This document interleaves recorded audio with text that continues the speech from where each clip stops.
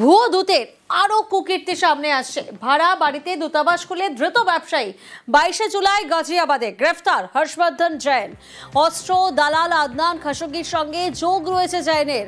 হায়দ্রাবাদের ব্যবসায়ীর সঙ্গে মিলে গেল শেল কোম্পানি খুলে প্রতারণা চক্র করে এই হর্ষবর্ধন জৈন। দুবাই, মরিশাস, ব্রিটেনে ব্যাংক অ্যাকাউন্ট পর্যন্ত রয়েছে।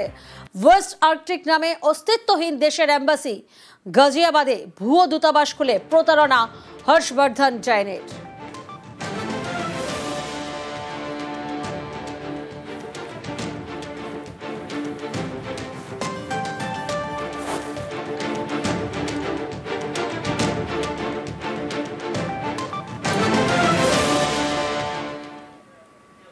ব্যান্ডেল ইএসআই হাসপাতালে আচমকায় বিধায়ক। হাসপাতালের পরিষেবা খতিয়ে দেখেন চুঁচুড়ার বিধায়ক। রোগীদের খাবারের মান যাচাই বিধায়কের।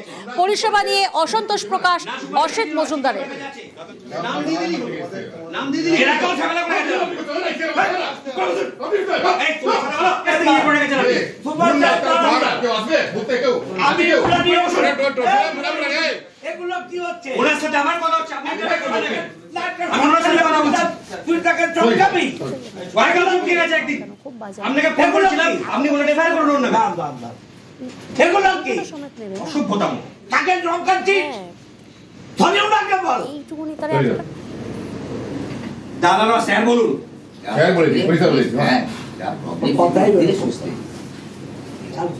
আপনি এখানে তো লোকালে আছেন, আমার পলিটিক্যাল পাওয়ার অনেক উঁচুতে আছে। এখানে আছে বলে চেয়ারে ভালো করে জানেন, সব ডকুমেন্টস আমাকে আমি পাঠিয়ে দেবো আপনার কাছে। সমস্ত দিয়েছি আমরা ওটা।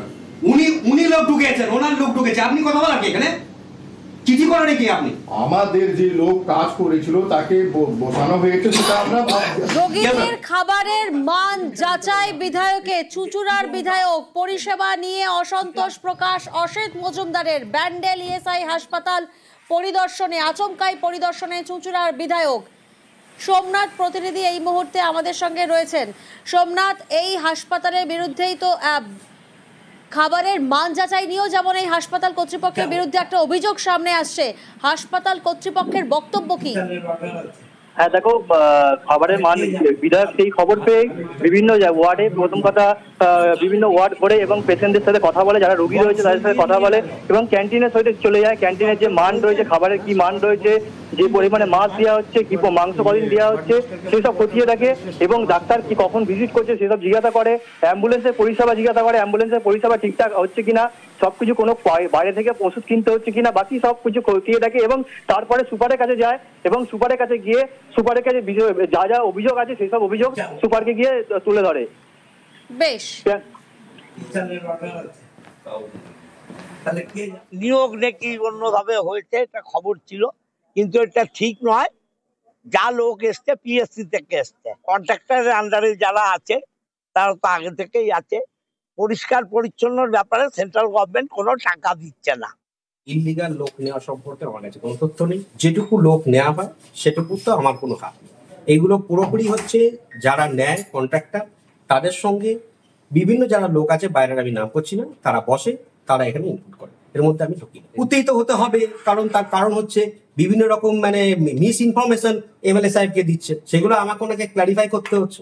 বাধা তো দেওয়া হয়, বিভিন্ন রকম ভাবেই বাধা আসে। এই হসপিটালটা সেন্ট্রাল গভর্নমেন্টের হসপিটাল, যখন সেন্ট্রাল গভর্নমেন্ট ফান্ড দেবে তার আমরা কিছু করতে পারবো না। যেটুকু করেছি চেষ্টা করছি।